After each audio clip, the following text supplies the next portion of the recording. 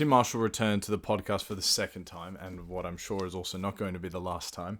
He recently published this book, which is The Power of Geography, as 10 maps that reveal the future of our world. It's a very natural sequel to Prisoners of Geography, the enormous bestseller that came out in 2015 or 2016. Terrific book, highlights a number of countries, which I'm actually going to do at the end of the podcast, like separately, just to sort of give the content justice, because it's just perfectly aligned with the geopolitics and power that the theme of this podcast is sort of suited towards. He is, Tim Marshall, an international correspondent, a foreign journalist, a super decorated career. He, in fact, has a chapter at the end of this documenting a time he was in Syria. I believe it was 2014. And it's no secret to any of you how much sort of admiration and romanticization I have around the sort of international correspondent, foreign journalist, given some of the guests that have been on the show. But Tim really has led a remarkable career, which has led him to have the authority of commenting on so many different cultures that exist throughout the world, because we can learn, I suppose, geography, history. We can learn certain variables about the way our world works through a textbook, or just through a video, or just through speaking to someone. But the almost impossible and intangible variable of culture is one that has to be lived and experienced, because anyone who's ever been to a country that and have had their sort of reputation and stereotype of that country proven wrong knows how intangible culture really can be, and how subtle it can be, and also how powerful it can be. Interestingly enough, you go somewhere and one small conversation you might be able to have by chance with someone at a cafe can actually totally change the way that you thought you understood something about their country. But I'm already rambling on in this introduction. In the podcast, Tim and I covered Mohammad bin Salman, MBS, and Saudi Arabia, space, China, and Australia's relationship with China, as well as many other things. I could have, like usual, I had 25 hours worth of questions for Tim, and we, could only fit it into an hour long of an interview. But I think the podcast, it touched on some of the themes that are in Power of Geography, but it isn't something that sort of supplements what's actually in Power of Geography. And so there really is absolutely nothing better than sort of the original text itself. So it's absolutely worth getting. If Waterstones are listening, I just want to remind them of the positive effects of good karma, and perhaps move my name up the winners list of the Bellaby Globes auction that they were running for this special edition of the book. But I also just I want to take advantage of the fact that I'm getting to speak with you right now, whoever you are, whether it's through the YouTube or whether it's through the podcast.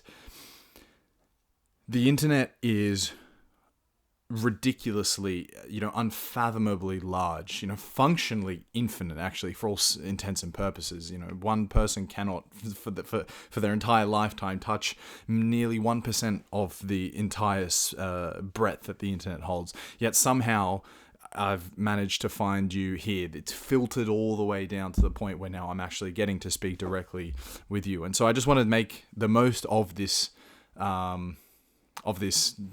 chance, of this, extremely fortuitous and serendipitous moment, and just make sure that if you are interested in what I'm talking about here, or you're interested in the guests that I have on, it doubles down and triples down on my website, atlasgeographica.com, where I'm covering really just anything that's an extension of my interests. And if you heard me say this before, then forgive me for having to hear it again, but whether it's from Nassim Taleb, but whether it's to Carl Jung, whether it's to, say, geothermal energy, even one a little bit more left field, menstruation cups actually was one that I just published recently. It's a super exciting business opportunity that I'm actually probably going to take up here in Europe, over from Mexico. All of it's sort of documented there, and I can sort of go out on a limb and assume that if we have this much in common to reach this point on the internet, then it's very likely true that we have more in common than we do not. What the internet is it's a great sort of filter towards like-minded folk, right? And so what we're listening to right now isn't necessarily very popular, not because it isn't mainstream or anything, but just because geopolitics is something that I guess most people just don't really want to consider or think about. But then for those of us who do want to consider it, it's one of the most fascinating things that we could possibly be talking about or learning about. So we found each other this far. Go onto the website. You're going to find links into the description. Join the newsletter and just, sort of get amongst the content the best you can. There's an Asinth Lebanon Sertho podcast, there's the Geopolitics and Power podcast, and there's the Curious Worldview with lots of really guests that I am so fortuitous to have coming on. That is coming out already, but then also in future coming out as well.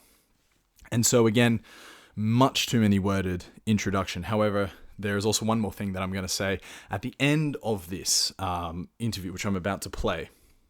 I sort of just think out loud about power of geography for a while, look at a few of the chapters that meant sort of the most to me, and almost give a bit of a state of affairs. But for now, that's enough from me. And here is Tim Marshall. Tim, welcome back. Thanks so much for giving me the time again, mate. Greetings, and can I just say, Ryan, how happy I am that we're both colour coordinated and now background coordinated. Yes. Serendipity. Yeah, absolutely. And I maybe more of a synchronicity, I would say, rather than a serendipity. But certainly, I think it is a pretty good reflection of our interests, where our real interests lie. Obviously, you've got an entire career of proving that the world's global issues are close to your heart. Where my real interest lies, just there. Okay. So a mini Leeds United scarf. That's my real interest. But moving on. Oh, I wasn't sure. It almost looked like you're pointing to the southern tip of Africa. I was a bit like, okay. Well, that as well. No, first question, Tim. Let's start off things the same way you started off the book. And that is, of course, in reference to one of the world's most glorious nations. So I was wondering, are you a big cricket fan, or did you just know that it would sort of satiate Australians by opening the Australian chapter with a Donald Bradman quote? I'm a fan of the big test matches, especially England-Australia test matches. After that, I admit I don't follow it. It's football first, second, and third. It's Leeds United first, second, and third for me. But no, but I do watch the big tests. I've just been recently watching England, New Zealand, which hasn't gone too well. But the reason I use that quote. Don Bradman saying, grind them into the dust, mate, is that, of course, it was about cricket, but it is part of the Aussie spirit. It's a tough place. And I also know that cricket really resonates. But this concept of grind them into the dust and play it hard, I just wanted to start the chapter with that because I don't think Australia could have made what it has of itself without that spirit, and that spirit springs partially from its geography. You cannot go there, especially in the early days, and be a wuss, basically. Yeah, I have unbelievable amounts of appreciation. Maybe that's a little bit too hyperbolic, but I can sympathise a lot with the type of conditions they were struggling with back then, mate. Just in the construction of Sydney, but also I think you wrote that it really came about once the sort of diggers became a part of the Australian culture, and these were the people where it was like all the sort of English manners and etiquette that might have gone with the first fleet that came on was just out the window because they were like, fuck it, boys, we didn't have to impress anyone here, we're going to set up our own sort of social system. Yeah, and there was no officer class in the diggers, and you're not going to get very far up there in. I mean, it wasn't so much partly the outback, but in those incredibly harsh conditions with the old English social class structures. Yeah, and so that and many other aspects, which again goes back to geography. Forged your more egalitarian attitude, I think that you have. I mean, I used to annoy my colleagues, some of my British colleagues, English colleagues in particular, at Sky News, because in the early days, because I was there almost from the beginning when it launched, Sky Television, it was dominated by Australians. It was launched by an Australian, and a lot of Aussies were working there, and I'm not sure it would have worked without that spirit, that what we, the can-do spirit. And you've used the vernacular, so I will also swear. But there was an awful lot of, fuck it, mate, let's try it. Yeah, yeah. Whereas the British way in those days was, let's schedule a meeting for next week in which we can, get to grips with this subject. I mean, that really was the British television way, and it just went out of the window. So we've got sidetracked, but to bring it back, Australia's spirit and its national character is forged by its geography. Yeah, and I really like the way that you put it in there as well. And we spoke about Australia from the last interview, so I don't want to sort of redo that territory. But I was thinking perhaps you could give your take on what you make of the current development between our two nations, since we've both really pissed off our main trading partners, yourself being the European mainland, myself being China. We're kind of looking around the world for new friends, but it kind of seems like with this last G7 that we might have rekindled maybe older relationships a little bit more. What do you make of the current state there? The Aussie UK trade agreement, which is only a trade agreement in principle, it'll be signed off in a few months probably, is actually, it's not that big an economic deal to either of us. It's 0.02% of our GDP or something like that. But it is symbolic of global Britain. Now, that's a nebulous concept post-Brexit, but if it means anything, it means going out there and forging new economic and other relationships. So we've gone back to the future.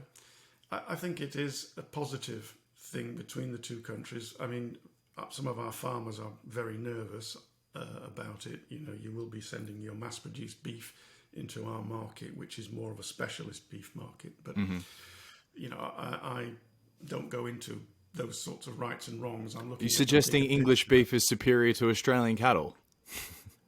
I'm saying that I think mass-produced beef and the scale that you do it at and the prices you sell it at are inherently cheaper and inferior. Not to go. I'm not saying that from a nationalistic perspective. It's just that we don't do it on that mass industrial scale the way you do, and consequently you can sell it for cheaper. It's basic economics. No, but symbolically, it is part of this growing idea of global Britain, for better or worse, for right, for wrong, and our ties and relationships with a democracy. Because you have royally had your economy screwed up because you've taken a stance against China, starting with the COVID row, but of course it's about more than that. And we are more reluctantly, slowly following in a similar direction. I mean, we haven't fallen out with the Chinese the way that you have, but we may do. And we're sailing our aircraft carrier down there at the moment as another statement of A, global Britain, B, that we have made the choice that you have made, and that is push comes to shove, we're sticking with the Americans. Nice, yeah. I mean, that's the big stuff that is behind what's going on with both of our countries.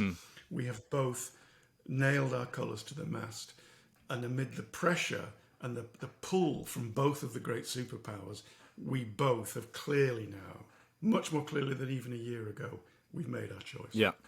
And on the theme of the power of geography, you say that the trade deal is quite marginal, infinitesimal almost.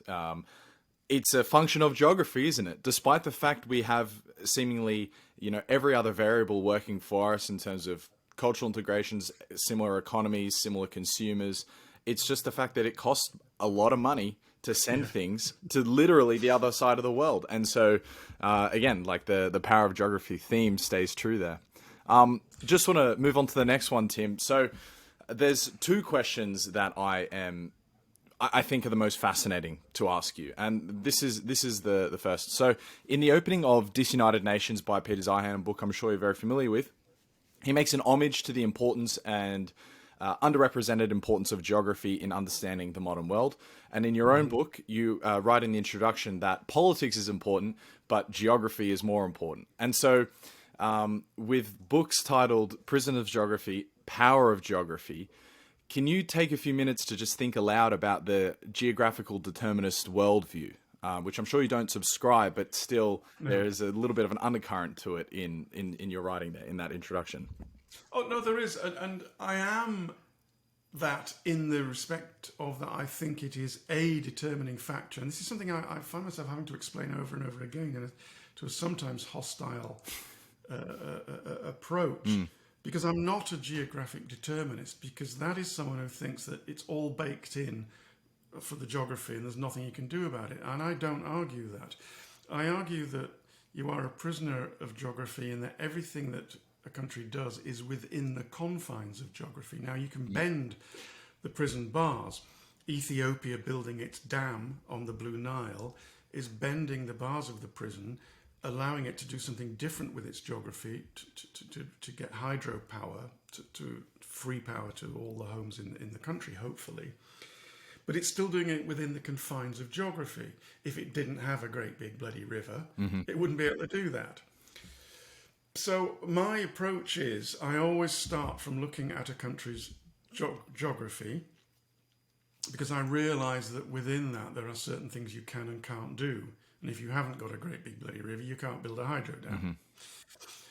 And only then do I move on to the history of the country, which has been partially determined by those factors. Which direction do its rivers flow in? Where is the big mountain that defines its extent? And only then do I look at the current affairs. That's if I'm really trying to look at a situation. I mean, normally you just look at the current affairs. But what I'm arguing is if you don't understand that geography, you are mixing my metaphors or analogies.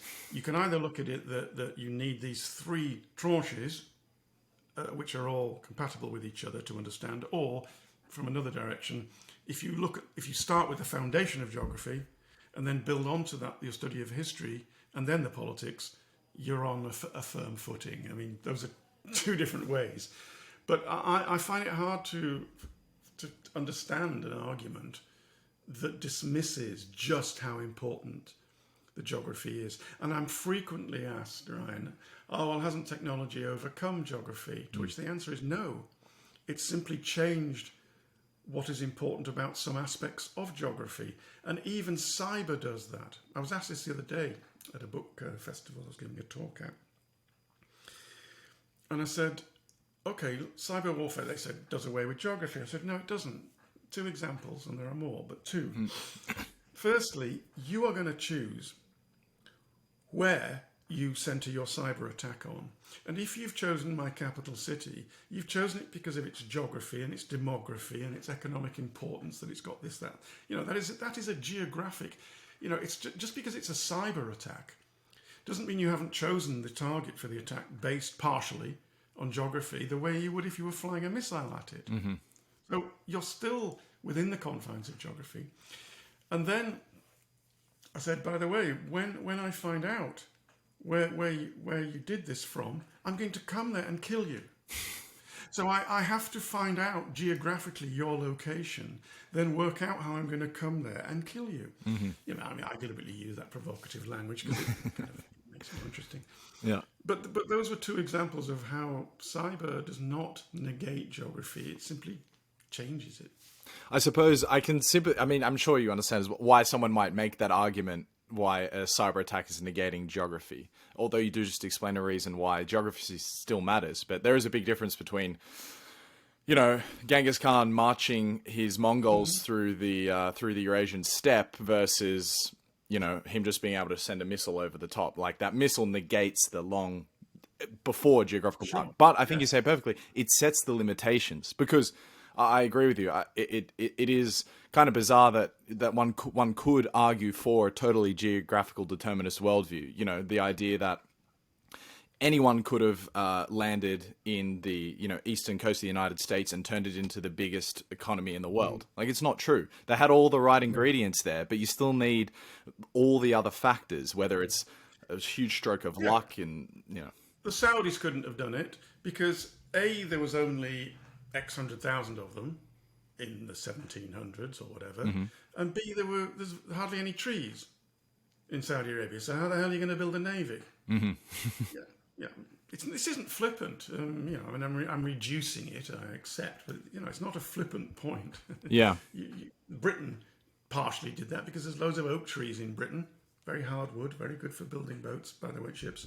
Honestly, much better than other woods. And we had a lot of oak trees. Is that genuinely a factor? Yeah, for sure. Cannonballs, I wouldn't say they bounce off them, but you stood a much better chance in a warship made of oak. Uh-huh. And also if you crashed into it. So, so genuinely, Britain's oak trees were a factor in it having an empire, as was coal, which we also had a lot of. Yeah. I think you still have it, right? It's just not worth digging up anymore. Yeah, it's a bit mucky, although I see that it hasn't prevented you from carrying on. No. Your industry is declining as well. You're right, and it's definitely a sore point in Australia as well, but it's kind of just an ugly truth. I don't know, but it's just a kind of sad truth that I think a lot of Australians just do their best not to acknowledge. The fact that we do. The only reason we have such a high standard of living is because we are just giving ingredients to the rest of the world that's sort of ruining the environment, That's true of many of us. Yeah, for sure. We are trying to wean ourselves off it, and I think we will. But it's going to be slow and hard. Yeah. I mean, and also there you are, stuck where you are in the lucky country, 25 million of you. Loads and loads of coal just up the road. China wants to buy it. You'd be pretty stupid to then get in the bad books of China, though, wouldn't you? Yeah, a third of your wine. Yeah, export. Sorry, exactly.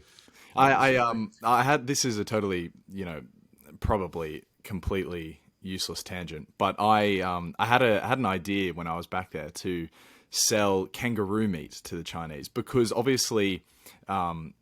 They buy the Penfolds is this Australian brand, which is just incredibly wealthy and successful because the Chinese like drinking Australian wine because it has this prestige to it. And I thought you drive most sort of country roads in New South Wales, Victoria, there's hundreds of kangaroos on the side of the road. Famously impossible animal to domesticate, but nonetheless, there's still a lot of them around. They say as much as 60 million. There's 3 kangaroos for every person that goes to Australia. So I'm thinking, all right. Let's do something about this kangaroo meat. Let's get the Chinese interested in it. And it was like an interesting lesson in what soft power actually means when I started looking into it a bit. And I started speaking with Chinamen and trying to learn, would people like to buy this and stuff? Anyway, it turned out that they thought kangaroo meat was very sort of lower class, very, very sort of disgusting meat. And I thought that's such a bizarre... Because... nutrition-wise, it's great. It's super lean and it's wild, right? It's not full of all the sort of soy and bacteria that our domesticated animals are full of. And so I was thinking, great, but yeah, and then it was compared with the wine, and why the wine is prestigious is because it comes from these nice parts of New South Wales, and all the sort of rich celebrity Australians drink it, and this is what the China, because there's loads of young Chinese in the Australian universities, that's what they're drinking, and they know that kangaroo meat is kind of like bush meat. Anyway, it was like an interesting lesson in soft power, how sort of motivations work. That's not a tangent. That's fascinating. That's how the world works, and it's why when you don't do your homework, you can become a real cropper in business. Just as an aside on that, country that buys the most kangaroo meat in the world, Russia.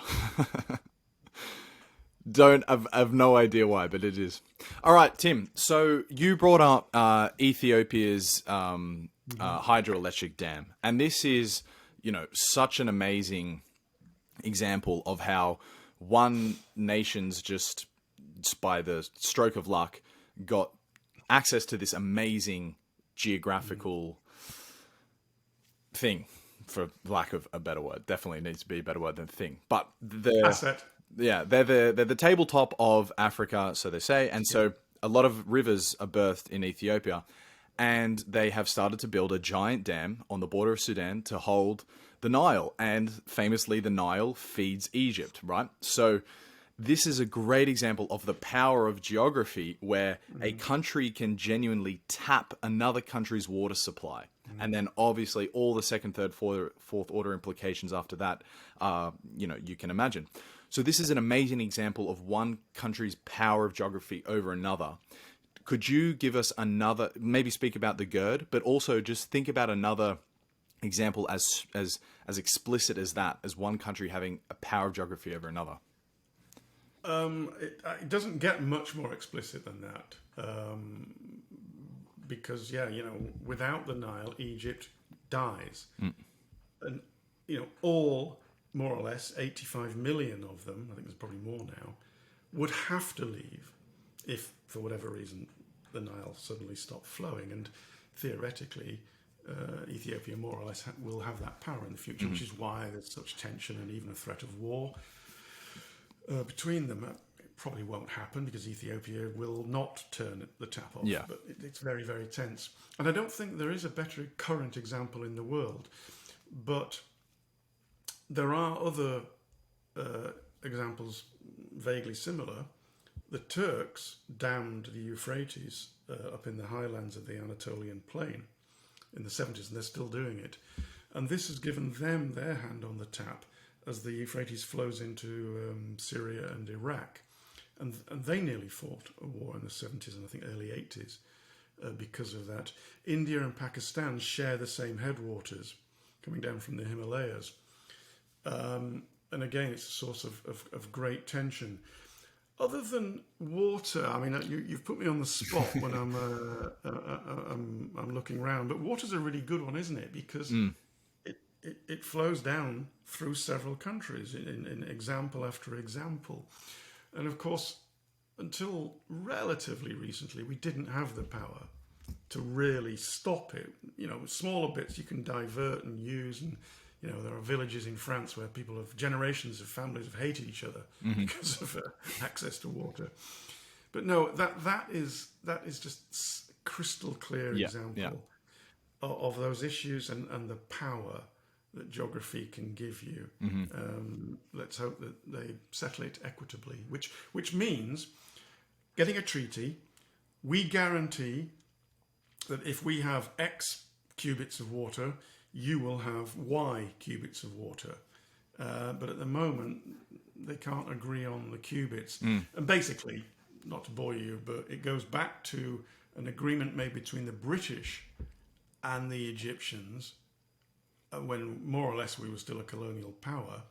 And of course the Ethiopians are saying, why on earth are we bound by some treaty that a colonial country made with Egypt? We're not. And it's a work in progress. Yeah. I was thinking another example, obviously, like you say, there's no better example than that because water is the building block for everything, not just your agriculture, but just what you drink and wash yourself with. And so Egypt, I don't know, is it 80 million people? How many people are in Egypt?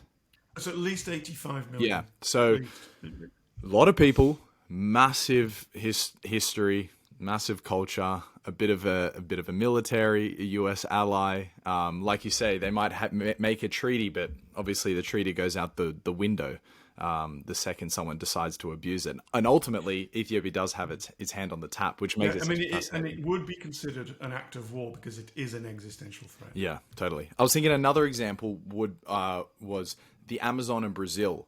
So the Amazon is the world's lungs, more or less. Yet Brazil has the power over the world's lungs, and they can just, if the government chooses so, they can chop down as much as they like, burn down as much as they like, salt as much earth as they can, and that could be another example, or perhaps the Arctic melting in Russia's border with that as well.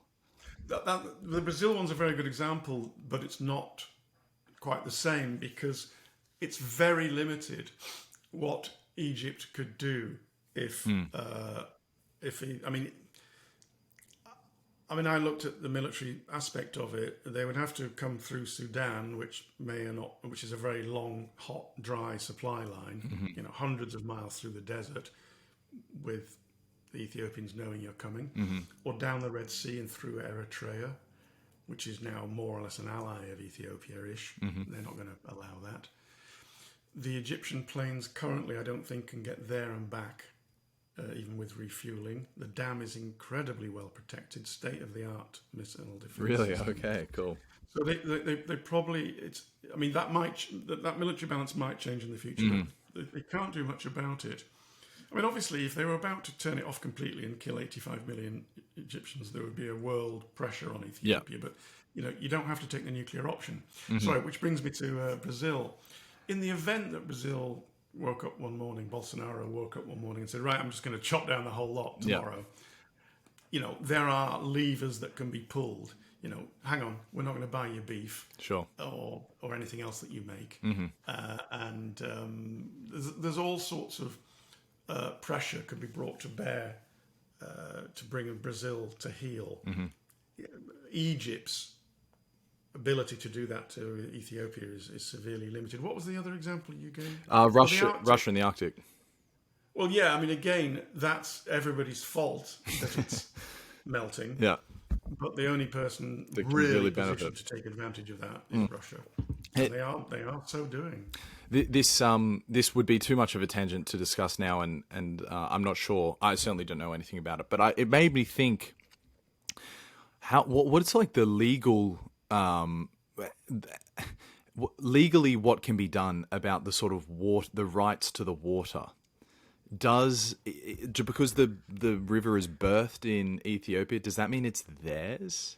And I just thought, man, that's like, for international lawyers, maybe a fascinating thing to go down.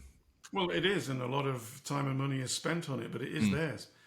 Just the same as the wood that is in the highlands where the Blue Nile originates, that's their wood. Okay. You can't argue that, we can go in and have part of it. Yeah. But of course, obviously, it is different because the wood doesn't get up and walk off and go to another country as the water does move. Yeah. So, of course, it becomes really complicated. But they have the right, which is why all these treaties have grown up. There are treaties between all countries about the flow of water and an agreement on how much you can hold back and how much must comes to us. And you get into morality because, again, as you don't with the trees, you get into this morality that this is a shared resource. And it is a very, very complex, and it does go to the lawyers. And in the event that there isn't a treaty between them, one country can go to various international bodies. I mean, if it's sea, for example, UNCLOS, United Nations Law of the Sea, it goes to, I've forgotten the affiliated organisation, which is actually in London, which will arbitrate for you. And then you're supposed to both agree on it. So it's really, really complex. Yeah, a little bit like the moon, which I'm sure we may come to shortly. And there's like a hierarchy of resources, though, isn't there? Like the wood isn't even though it does quite a lot, that actually would be right high in the hierarchy. There's nothing more important than water, not even oil. It is just, it's the resource, and therefore maybe it could be considered different. But on to the next, Tim. Okay, so I got to make a strategic decision here because there are 4 questions we could go down, and I'm thinking. You could do the yes/no. Favorite food, steak, chips. All right, I'll keep a very easy one for you then. Mohammed bin Salman, MBS, is he a figure for good? Morally, no. In the round, perhaps, insofar as he's clearly a despot. He's the de facto ruler of a one family state, Saudi Arabia. He clearly was involved somehow in the murder and dismemberment of a Saudi journalist in Jamal Khashoggi. Istanbul. He presides over a place that just yesterday beheaded a young man. Oh, yeah? For being involved in a demonstration, a young Shia guy. He was, I think, 15 when he allegedly participated in the demonstration. Wasn't arrested until he was 26. It's wild, isn't it? Yeah, etc., etc. Yeah. But the reason why he's not just necessarily automatically a bad thing, even if he might be a bad person, is that he is slowly, and I think it has to be done slowly, taking off some of the social restrictions on people. Women are coming into the workforce slowly, being allowed to drive. Cinemas are now opening. they're trying to Saudify the workforce because they know that as we stop buying their oil, they haven't got anything else to sell, so they better generate an economy. They are diversifying. They're building solar farms, etc. So, it's not entirely bad for everybody, even if personally you wouldn't want to go for a drink with him, but of course, being a good You wouldn't drink guy, anyway. drink with you anyway. Fermented yogurts. I really loved the Saudi Arabia chapter. As a country I really didn't know anything about. Something really interesting from it was the fact that most of the labor in Saudi Arabia isn't actually Saudi. It's not Saudi citizens. And it seems like You will the not majority of the find- Saudi citizens are just chilling in aircon with welfare. Yep. Oh yeah. You know? Well, I mean, there are. I mean, I've been to one or two of the poorer areas, and it is full of relatively poorer Saudis. But they don't tend. You won't find a Saudi fisherman. They're from Bangladesh. You probably won't find a Saudi taxi driver. They're probably from Pakistan. You won't find a Saudi maid because they wouldn't allow the women to go and another house to clean anyway. Yeah. They're probably from Indonesia or the Philippines. And just replicate that over and over again, and you've got about 12 million foreign workers. Yeah. And it's not sustainable. It's insane. Because they send money out of the country, of course. Why wouldn't they, to help their families?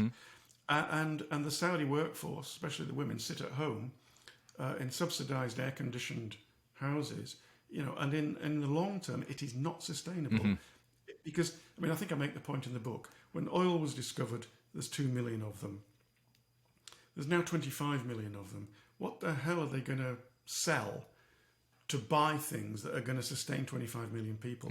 And that's what MBS has seen. He's seen that future and he's doing something about it. Yeah. But no, it's I remember once I was going into a hotel in Riyadh, big flash hotel.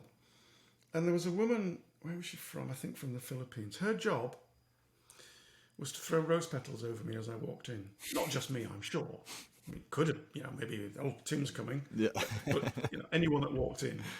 You got the special treatment, Tim. Throw rose petals. You'll bring someone from the Philippines to throw rose petals at people. It's not sustainable. Yeah. No, that's kind of crazy. Does it stem from a classism and a superiority within the Saudi Arabia state? Like, did their culture change immensely in the last few generations since oil was discovered? Completely. Yeah. They were mostly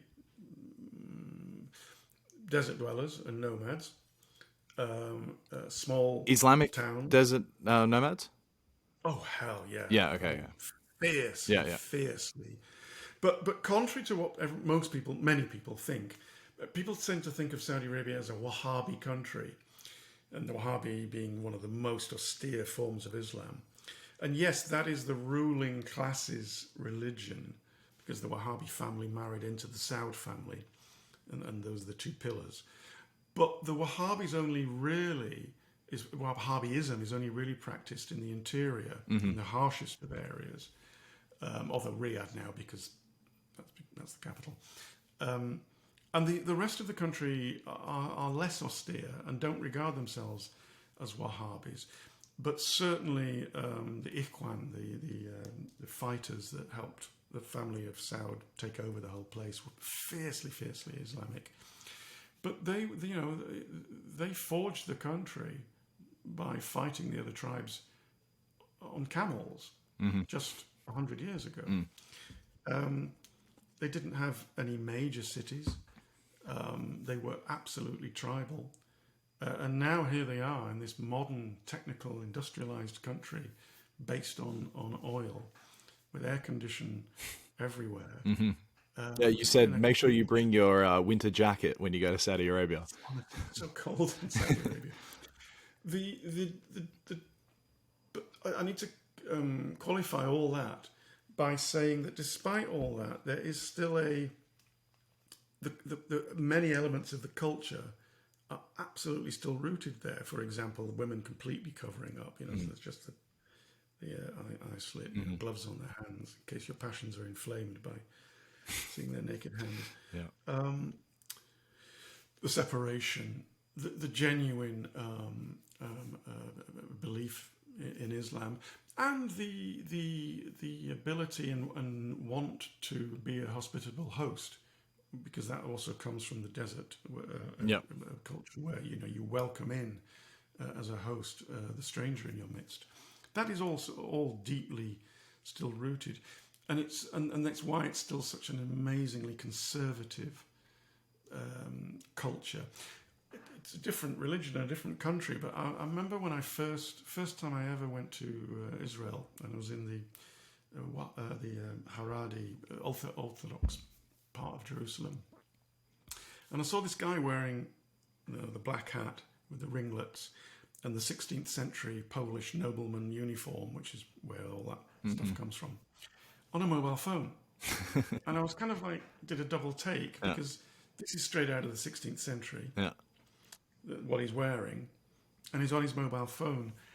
And I thought about it a lot and went into it and met lots of people and talked to them.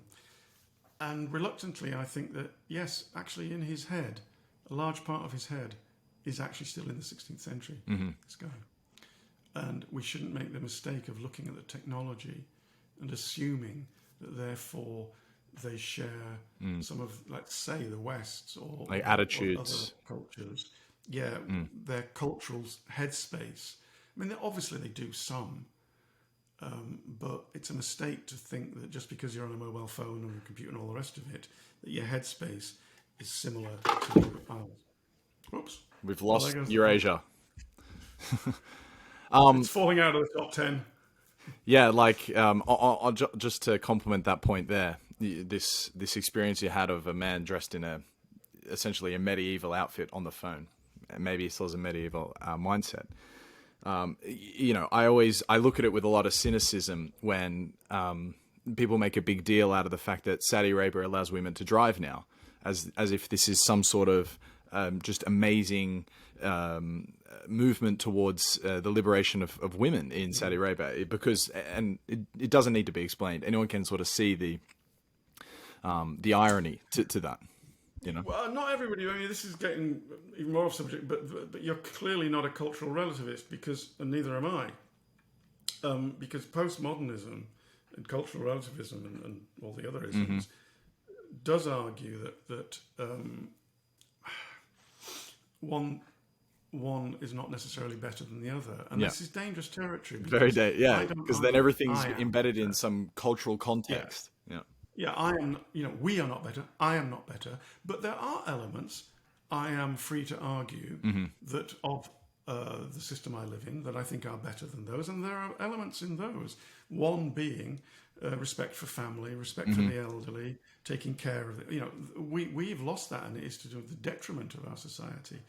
But I am free to argue that I think that a culture that treats women as far as they do, as equal both in law and perhaps to a lesser extent in practice, I think that aspect of the culture is superior to a culture that treats women as inferior and weak and to be protected and all the rest of it. But, as you know, you can be fiercely attacked for that view. Yeah, certainly. I mean, I do agree with what you said, that you mentioned postmodernism. Stephen Hicks, the man who wrote the book explaining postmodernism, he's featured on this podcast actually before, and he's coming on again. So, yes, but that is not relevant to the power of geography. However, it was a very interesting take on Saudi Arabia, and I'm happy I got it out of you. I've noticed we've gone over the time. Can you give me one more, please? Yeah, please. All right. So I think it's... Yes. I got the impression that you're most sort of giddy and maybe excited, or at least interested in the last chapter, the chapter of space. And it is also one of geography, which is, which you state, and I think it's totally true, because it's still, it's part of the Earth, right? And you make a very compelling argument for just how reliant our society is on these satellites. Okay, so very unsustainably reliant as well. And I was just hoping you might be able to expand on that point.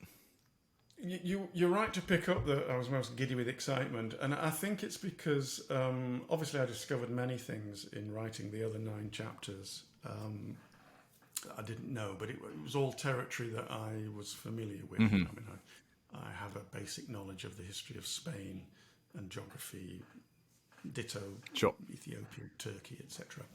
But when it came to space, I learnt so much, and the more I went into it, the more interested I became in it, and then hit upon this idea of trying to describe it as geography, and then the analogy being the choke points on Earth, the Suez Canal, the Malacca Strait, etc., and realizing that there are similar geographies of space, oceans of gravity, mountains of radiation belts, and choke points of where the satellites are put, etc. And I was interested yesterday, this week, not after the G7, there was the NATO summit, and one of the things they came out with in the communique is a recognition that they need to put so much more into a space force for NATO. I mean, obviously the Chinese have got one, the Americans and the Russians have got them. NATO requires a space force, and also they've agreed that an attack on one in space is an attack on all. Whereas I don't think that was factored in, because I make the point in this chapter that our treaties and laws are 5 decades behind the technology that we have, including the Moon Treaty, etc. So the satellites are the most relevant thing here, because that's the closest to the future. It's now. In that we rely on them for our communications. We rely on them for weather forecasts, traffic systems, shipping, military. Communications alone completely derails society. Yeah. You turn it off and you can turn off the banking system, which in turn will cause an economic, at the very least, a recession, if not a depression, if not a collapse. And so as we're reliant on that, with a few backups, undersea cables and telephones, although I haven't got one anymore, landline. You ditched your phone. Well, I was made to get one, a line, but I just haven't got a phone. Okay. Well, I've got a You got mobile. Okay. All right. Yeah, sorry, but I haven't got. I was wondering if you're just ditching all the tech. Even though you're not allowed to get your broadband unless you get a telephone line. Okay. So you had to get a telephone line. I just didn't bother getting a telephone number. Anyway, sorry, I digress. So if you knock one of these things out, it's massive, massive damage. And if there's a war in space, the debris may well knock out some of the communication satellites. So it's hugely dangerous. The problem is that the Russians have already tested a killer satellite. They killed one of their own satellites, straight out of Austin Powers. And because they've done that, obviously, you're not going to do nothing. You're going to start slowly arming your satellite for defensive purposes only. I'm sure it can shoot offensively, but no, we've only got this for defensive purposes. And so you're going to get these armed satellites up there, which means that the arms race, which was already up there in a sense anyway, is actually a front and center part of military strategy. Yeah. And that's a dangerous place. And as I said, the treaties are, decades behind. There was some we didn't even know about this technology. It was sci-fi. Yeah. There was a cool tech. I'm hoping that you can explain a little bit what the current state of affairs is up in the skies. Who owns what, how are things leaning? Okay, thanks, Ryan. The geography. In the age of hot air ballooning, when it first started, not way back at the origins, but when it became a thing and you could use it for warfare, zeppelins and stuff, the French wanted to argue that your vertical sovereignty, as it's called, stopped at 1,500 meters. And the British wanted to argue it's unlimited. So in other words, it doesn't matter how high up you go, hundreds of thousands of miles, if you're still above my country, that's my sovereignty. We still haven't agreed. 150 years later, 120, we still haven't agreed how high is vertical sovereignty. So at what point can you put your satellite? Now it's... What's the argument against unlimited? It seems like that's quite a rational way to think about it. Do you have to ask my permission to fly your communication satellite if it goes over my country? Right. Okay. Yeah. Fair enough. And that would complicate things Well, maybe you enormously. do, because you have to ask my permission to put your military ship within 12 miles of my shoreline. But we haven't worked it out. Sure. Yeah. So at the moment, there's sort of a gentleman's agreement, for want of a better word, that where Earth space ends and space begins, that's after that, it's a free-for-all. Problem with that, we can't even agree on where that is. Some people think it's 80 miles up, and some people think it's 100 miles up. Again, there are ballpark agreements on this. So we've got to sort that out. Where does it end? What is your vertical sovereignty? Then we've got to work out and have in law, what can you have up there? Now, there is a treaty, the Outer Space Treaty, which says you can't have weapons of mass destruction. So we've already got a treaty that says you can't put a nuclear weapon on a satellite. Fine. But there's nothing about lasers. Because in the 60s, lasers... They were just sci-fi. Kind of stuff. It was James Bond films. Yeah. So there's nothing to stop me putting an amazing array of offensive lasers on. Ditto, when we go all the way up to the moon, the Moon Treaty says you can't have bits of it, but the Moon Treaty hasn't been ratified. Lots of people have said, yeah, great, Moon Treaty, but they haven't ratified it through their parliaments, so it doesn't have any legal standing in the international community.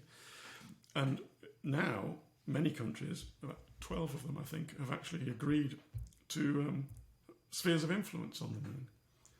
Japan is one of them.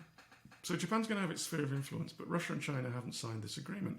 So Russia and China land next to Japan. What's Japan going to say? Oh, this is my sphere of influence. And they're going to say, who says? So again, these are things we need to start discussing at the highest, no pun intended, the highest level. Yeah.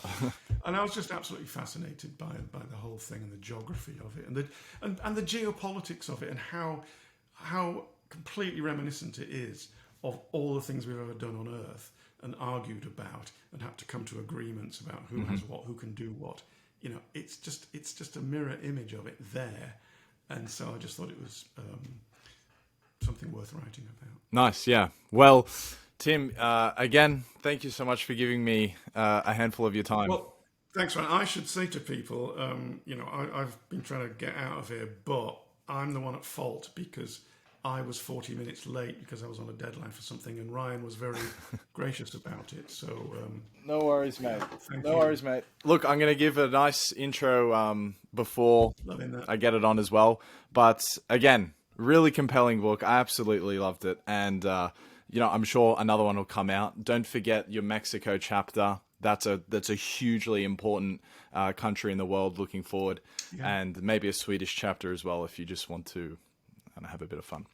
But Tim, thank you so much, mate. All the best. Ryan. Yes. Ryan, Swedes, don't be fooled by ABBA and Bjorn Borg and Volvo. They were one of the most warlike nations in Europe for centuries. Interesting. Okay, well, I guess that's a bit of a cliffhanger for the next time you come on.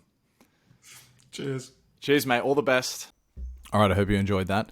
Now just hang around for a little bit. I'm going to riff out loud on some of the chapters and,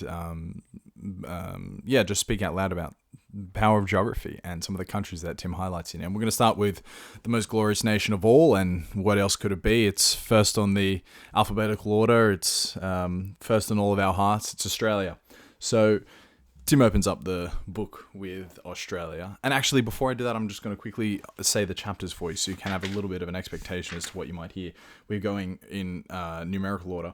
Australia, Iran, Saudi Arabia, the United Kingdom, Greece, Turkey, the Sahel, which is a region, not a country, Ethiopia, Spain, and finally, space. But starting with Australia, where this enormous country, Tim highlights from London to Istanbul, and I might be getting that wrong, but I think it's from London to Istanbul, is the equivalent distance from Brisbane to Perth. And Brisbane to Perth is corner to corner. And as you can see, Europe and Eurasia and everything is gone, but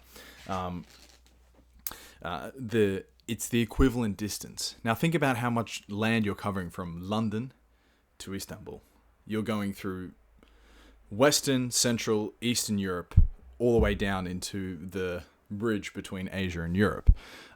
It's a ridiculous amount of distance. Okay, the European continent can fit in Australia once or two times, maybe even 3 times.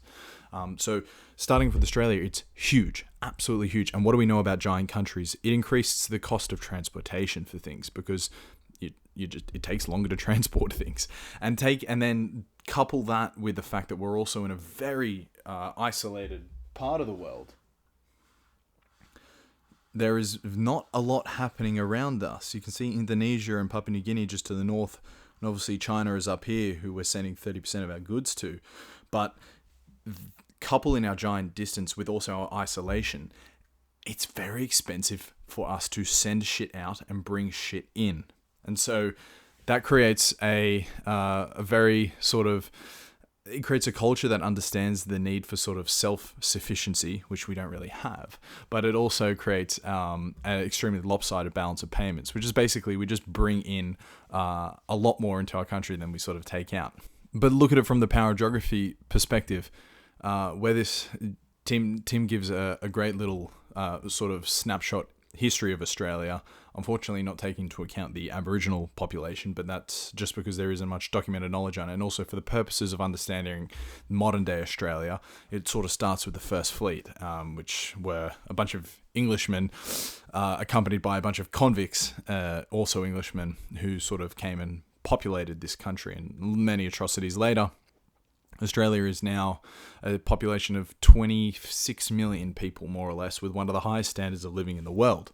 And essentially, the country runs off its natural resource exportation to China, which makes for an interesting sort of dichotomy because we're a US ally, but we actually provide the building blocks for US's number one geopolitical risk, which is China. But we somehow maintain all of this sort of soft power internationally. We have a absolutely unfair level, not unfair, unjustified, or at least we punch above our weight in terms of our level of soft power, because by economic standards, military standards, Australia is rather insignificant. But thinking about it from the power geography perspective, there it's an incredibly hard country to invade. If you just take a look at it, it's surrounded by water, and also pretty much everyone lives there on this red slither, and then with some people here, some people here, some people here, some people up here. There's essentially no one in Australia.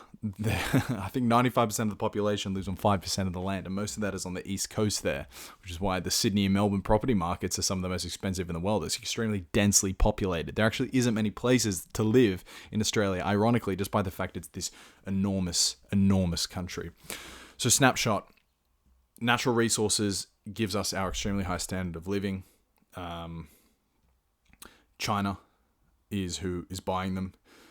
And we're extremely hard to invade. We're rather insignificant because of our geography and our isolation. And actually, now I've said that, that's really the point of Tim's chapter, highlighting the power of geography.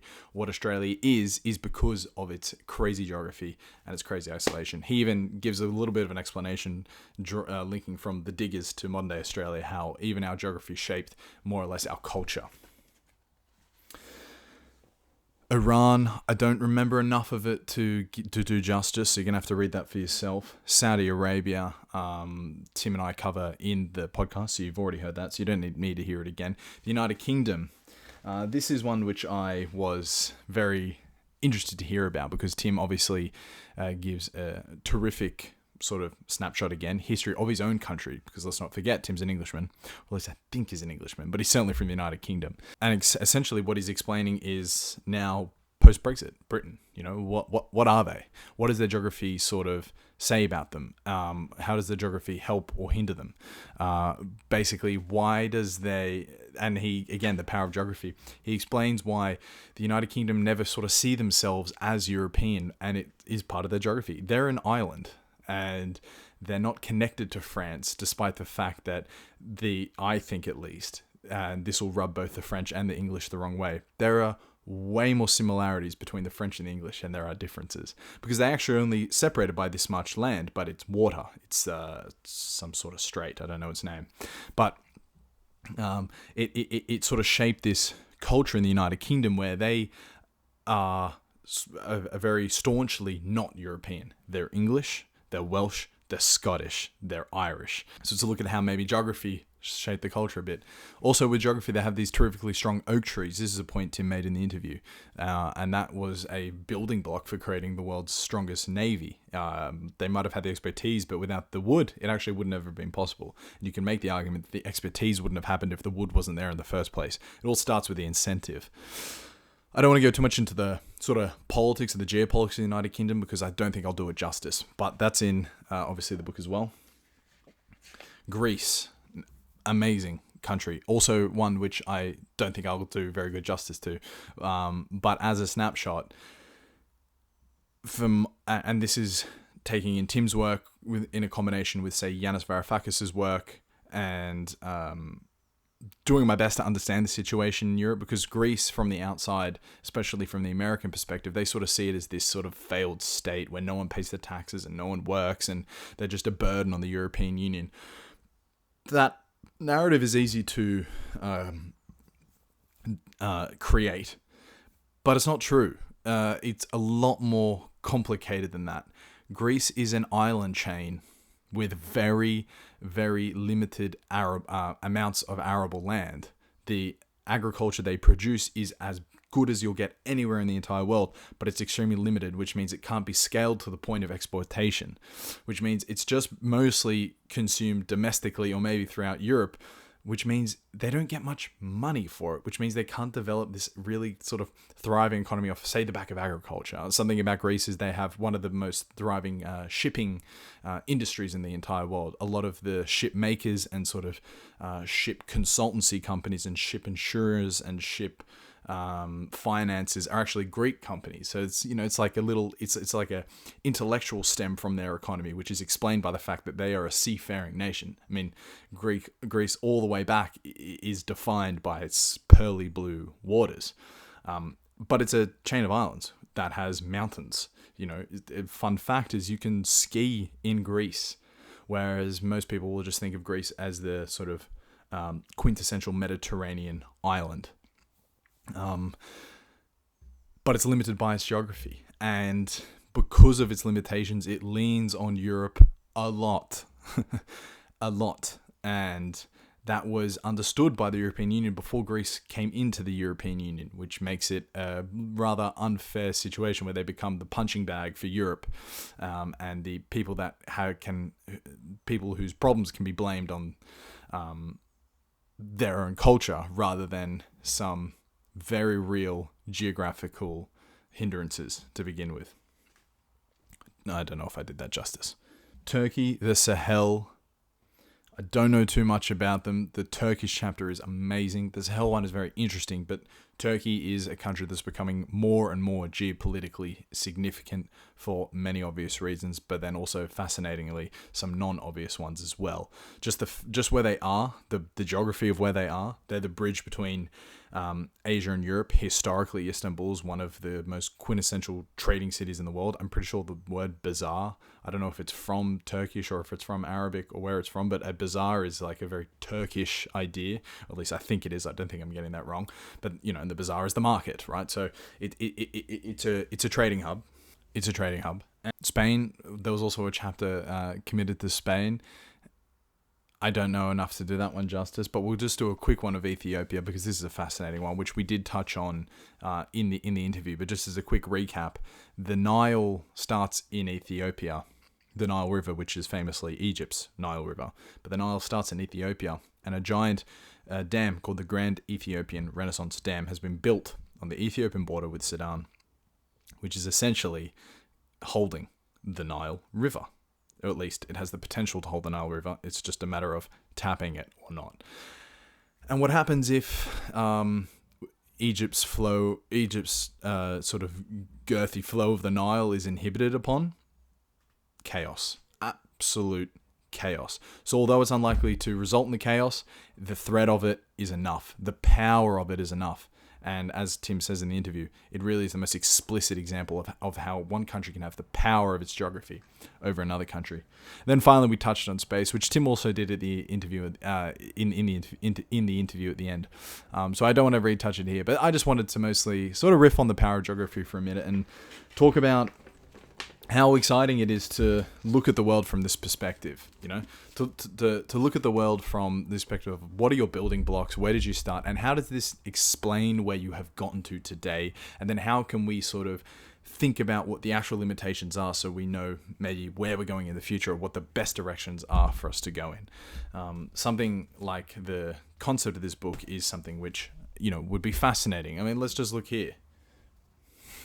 That country could get a serious rap. This country get a serious rap. This country, look at that. Look at the power of geography over Argentina that Chile has here. And what's the only reason they have this sort of gap? Because this is a freaking mountain range. It's a natural border. But there again, it's the power of the geography that's dictated the difference between two cultures. This giant mountain range that runs down between it. This is all Amazon. It's all a giant jungle. It's lawlessness. It's absolute lawlessness. Geography. Brazil can't do anything about that. It's like limitations on their culture, on their economy, on their politics because of the geography. Now, the United States has fallen off the wall, as has the Eurasian continent. So we can't really comment much on there, but this continent here. Limitations of geography. So just love the idea of looking at the world that way. And, it's very clear how much I enjoyed Prisoners of Geography, Power of Geography, but also just the idea of looking at geopolitics through a geographical lens and not simply a sort of diplomatic and political one. But anyway, if you have stayed around till this end, you're an absolute ledge. And cheers. Let me know if this was at all interesting, or if it was boring, or if it was not good. But I wanted to roll the dice and see if it went all right. So that's all from me. Cheers. Tune in for the next one. Subscribe to the podcast. Laters.